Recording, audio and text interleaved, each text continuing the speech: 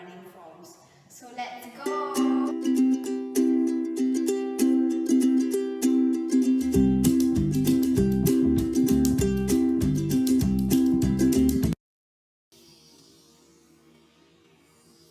Jocelyn has moderate head bounce. Her eyes are looking straight.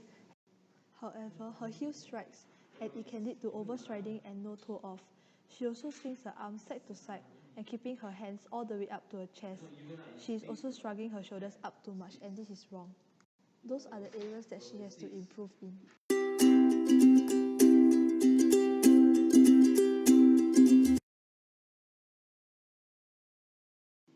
Jocelyn's problems are more evident in the anterior view. Her heels strike first and there is no toe off. Her arms are also swinging all the way up to her chest and her shoulders shrug up too much.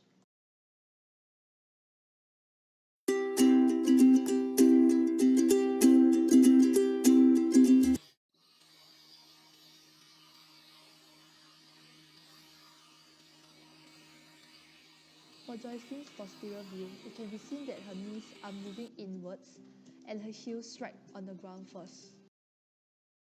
Her hips are straight, hence she doesn't have any hip drop.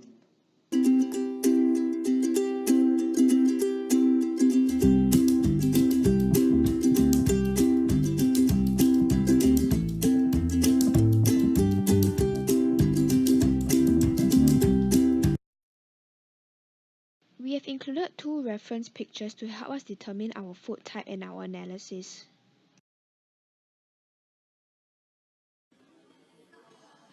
When Jocelyn runs on the treadmill, there is abduction in her right foot and right knee. Jocelyn has a mild overpronation and neutral foot shape which causes her feet to point slightly outwards when running. She has abduction in her left foot and her left knee, but her feet lands neutrally on the ground. Both her feet lands flat on the ground as her heel strikes first, followed by her outer feet touching the ground, and lastly, her feet rolls inwards as her foot absorbs shock and supports her body weight. Her push-off has an even distribution from the front of the foot with a big and second toe during the majority of the work. This can lead to injuries such as shin splints and plantar fasciitis.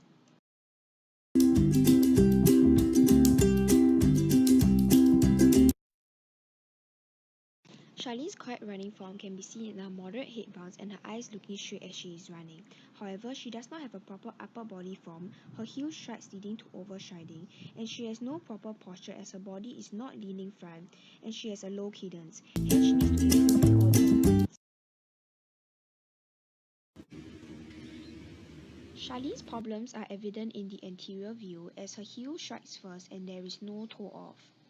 Her hands are also swaying across her body, which is unnecessary as it leads to wasting more energy.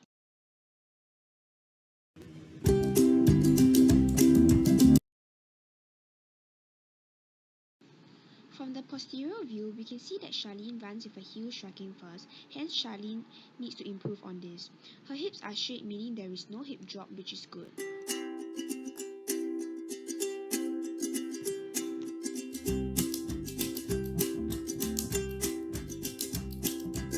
There is abduction of her both feet, but the more obvious one will be in her right foot. There is also abduction of her right knee.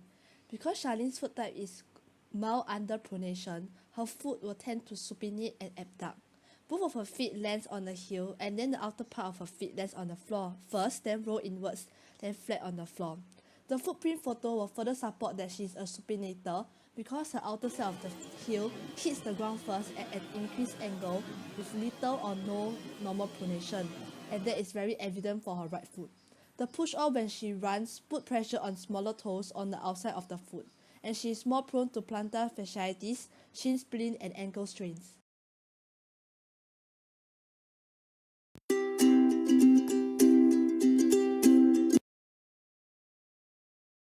Firstly, we'll be looking at Jocelyn's analysis.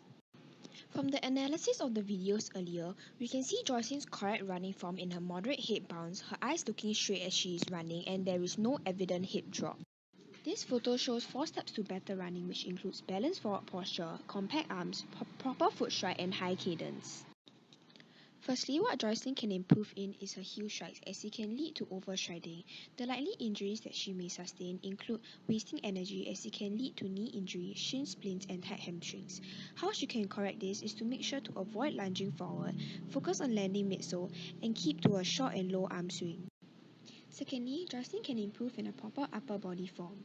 The likely injuries that she may sustain include slouching, as it can lead to less efficient breathing.